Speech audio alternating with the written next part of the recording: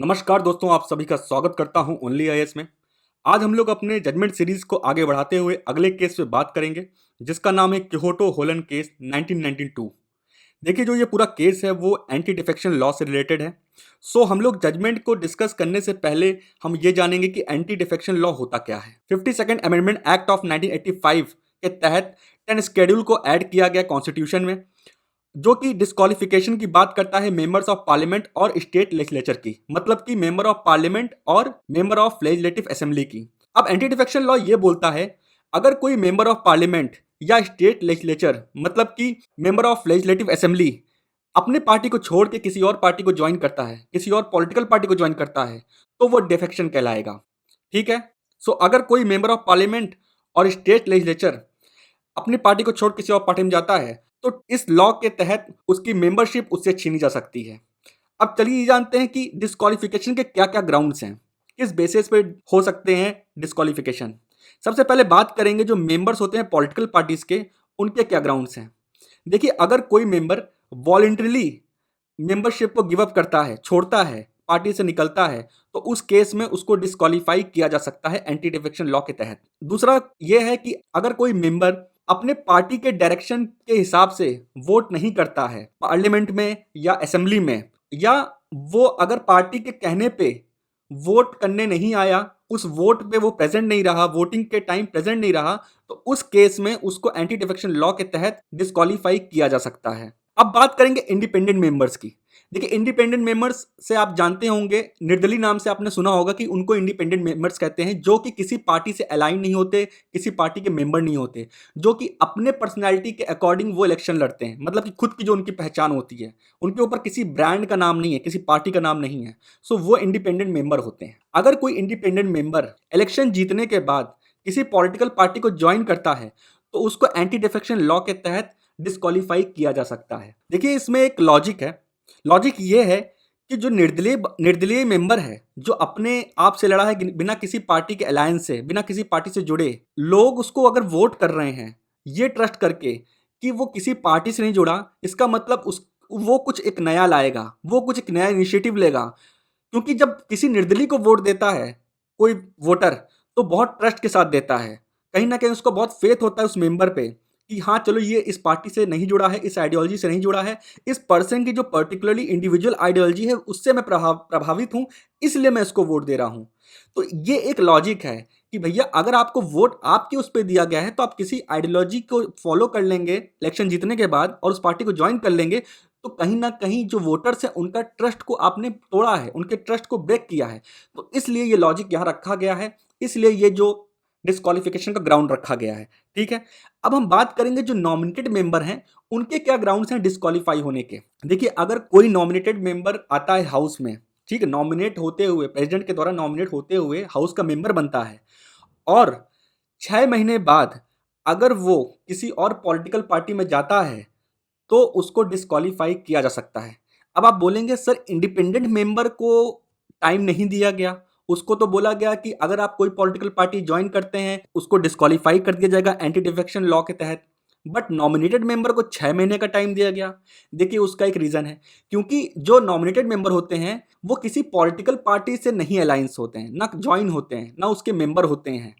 सो उनको 6 मंथ का टाइम दिया जाता है कि अगर उन्हें किसी की आइडियोलॉजी पसंद आती है, ठीक है, वो इलेक्शन तो लड़े नहीं है, वो इनडायरेक्टली इलेक्ट हुए हैं, नॉमिनेटेड हैं, तो उन्होंने तो, उनके पास तो ये टाइम था ही नहीं कभी कि वो किसी पॉलिटिकल पार्टी को ज्वाइन करें, उनकी आइडियोलॉजी से प्रभावित हों।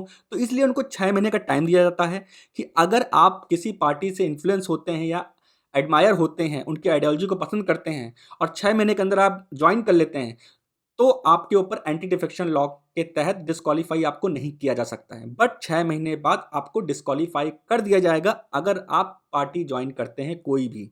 और इंडिपेंडेंट मेंबर के साथ यही उल्टा है, उसने तो पहले से ही डिसाइड किया था कि वो इंडिपेंडेंट लड़ेगा, तो बाद में पार्टी ज्वाइन करेगा तो इसका मतलब कि वो डिफॉल्ट कर रहा है, उसकी कुछ साजिश रह सकती है। ठीक है, ये एक तरह का अजम्पशन है, समझाने के लिए आपको था। ठीक है, तो चलिए आगे बढ़ते हैं। अब हम लोग जानेंगे कि एक्सेप्शंस क्या हैं। अगर कोई मेंबर, अगर किसी पार्टी के 2/3 मेंबर एग्री करते हैं कि हाँ हम छोड़ के एक कोलिशन गवर्नमेंट बनाएंगे या मर्जर करेंगे, उस केस में उनको डिस्क्वालीफाई नहीं किया जाएगा। But there is a big exception, broad exception की 2/3 मेंबर एग्री करने चाहिए उस पार्टी को छोड़ने के लिए या मर्जर करने के लिए। ठीक है। अब सेकंड एक्सेप्शन ये है कि अगर कोई प्रिसाइडिंग ऑफिसर बनता है और वो अपनी मेंबरशिप वॉलंटरी गिव अप करता है अपने पार्टी से, ठीक है, तो उसमें डिस्क्वालिफिकेशन नहीं माना जाएगा।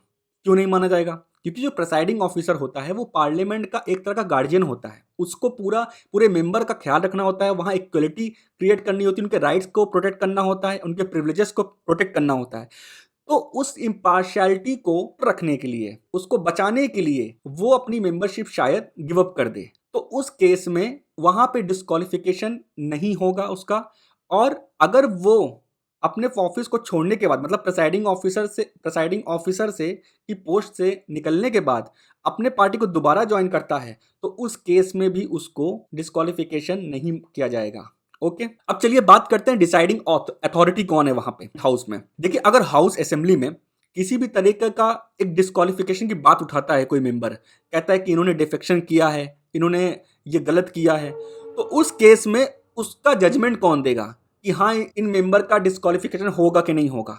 तो उसको लेके डिसीजन प्रिसाइडिंग ऑफिसर लेंगे, जो कि वहां के स्पीकर होते हैं। और जो स्पीकर डिसीजन लेगा डिस्क्वालिफिकेशन को लेके कि इसका डिस्क्वालिफिकेशन होना है कि नहीं होना है, जो भी डिसीजन होगा वो फाइनल डिसीजन होगा और वो किसी भी कोर्ट में चैलेंज नहीं किया जा सकता है।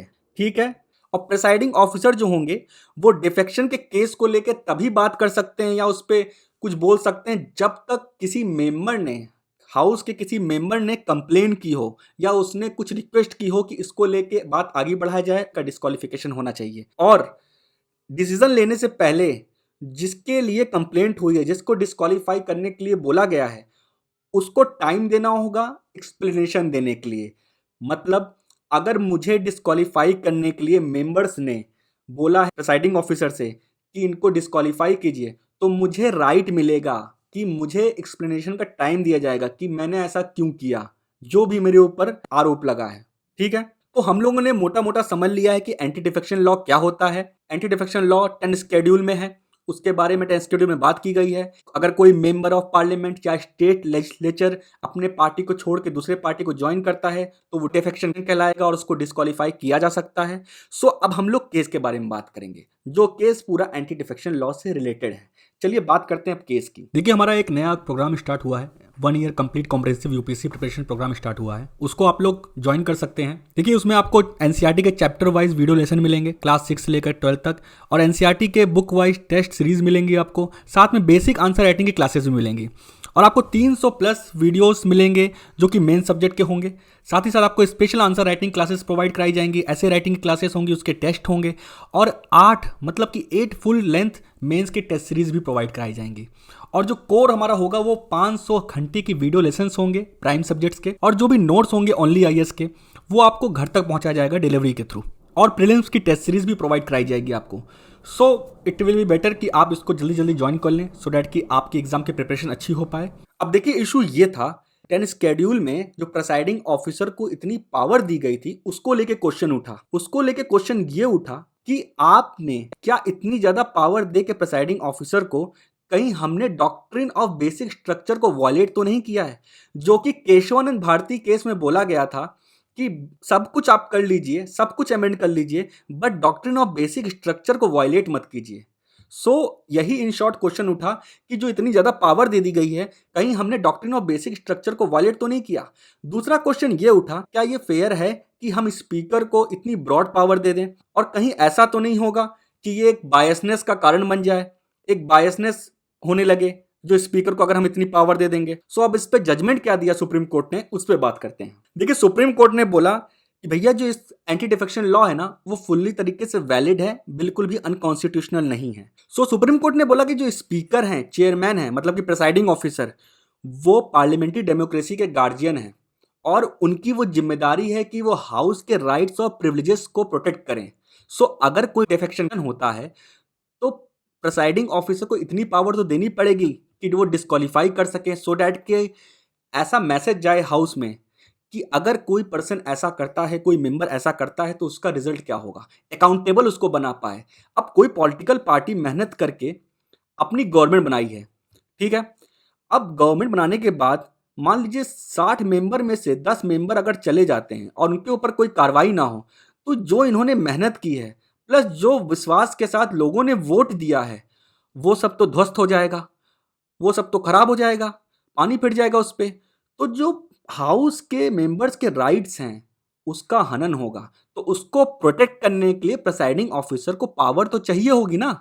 सो इसमें गलत बिल्कुल नहीं है, ये कॉन्स्टिट्यूशनली वैलिड है। सुप्रीम कोर्ट ने बोला जो 10th शेड्यूल का प्रोविजन है वो कहीं से भी डेमोक्रेटिक राइट्स को वायलेट नहीं करता है। जो पार्लियामेंट के स्टेट लेजिस्लेचर के जो डेमोक्रेटिक राइट्स है वो कहीं से भी वायलेट नहीं करता है, क्योंकि जो आर्टिकल 105 और आर्टिकल 194 में उनको जो प्रिविलेजेस मिले हैं वो प्रैक्टिस करने के लिए उनको पार्लियामेंट मतलब कि हाउस के प्रेमिसेस में ही मिले हैं, उसके बाहर वो एंजॉय नहीं कर सकते हैं।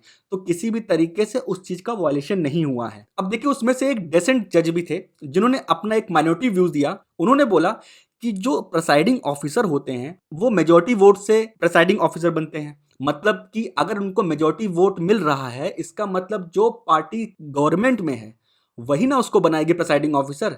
अब जब उसको प्रिसाइडिंग ऑफिसर बनाया जा रहा है तो कहीं ना कहीं उस पॉलिटिकल पार्टी से जिसकी गवर्नमेंट है वो उससे इन्फ्लुएंस होगा, और तब उसको जब इतनी पावर दे दी जाएगी डिस्क्वालिफिकेशन की, तो कहीं ना कहीं वो बायसनेस भी दिखाएगा जिस पार्टी ने जिस मेंबर्स ने उसको मिलके प्रिसाइडिंग ऑफिसर बनाया है।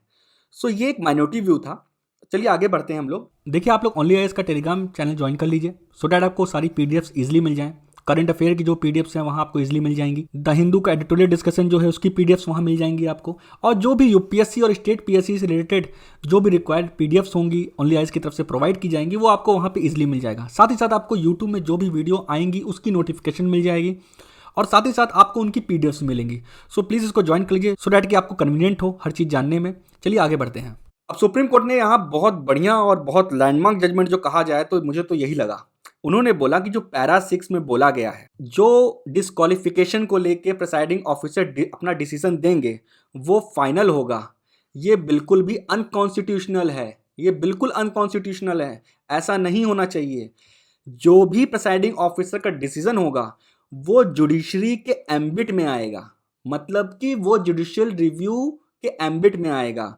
उस पर जुडिशरी अपना जजमेंट दे सकती है और उसको कोर्ट में चैलेंज किया जा सकता है। मैंने अभी आपको बताया था कुछ देर पहले ही, जब अथॉरिटी की बात हो रही थी प्रिसाइडिंग ऑफिसर की, उनके डिसीजन की अथॉरिटी की बात हो रही थी, तभी मैंने आपको बताया था कि जो प्रिसाइडिंग ऑफिसर का डिसीजन होगा वो लास्ट डिसीजन होगा, उसको किसी कोर्ट में चैलेंज नहीं कर सकते। बट इस जजमेंट में ये चीज सुप्रीम कोर्ट ने बोल दिया, पैरा 6 में जो ये मेंशन है, पैरा 6 क्लॉज 1 में जो मेंशन है ये अनकॉन्स्टिट्यूशनल है और सुप्रीम कोर्ट हाई कोर्ट उस पर अपना जजमेंट दे सकती है। कोर्ट ने यह भी बोला कि आप एक ट्राइब्यूनल की तरह बिहेव कर रहे हैं। सो आप जब ट्राइब्यूनल की तरह बिहेव कर रहे हैं तो आपका डिसीजन चैलेंज किया जा सकता है हाई कोर्ट सुप्रीम कोर्ट में।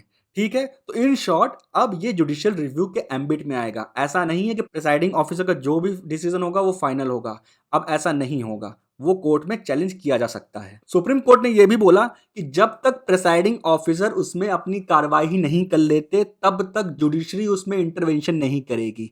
मतलब कि अगर कोई इशू होती है डिफेक्शन को लेकर या कुछ और, तो पहले प्रिसाइडिंग ऑफिसर के पास वो केस जाएगा, उसके बाद जो भी डिसीजन है उसके बाद सुप्रीम कोर्ट हाई कोर्ट उसमें बोल सकती है, इंटरवेंशन कर सकती है, उसके पहले नहीं बोल सकती है सुप्रीम कोर्ट हाई कोर्ट।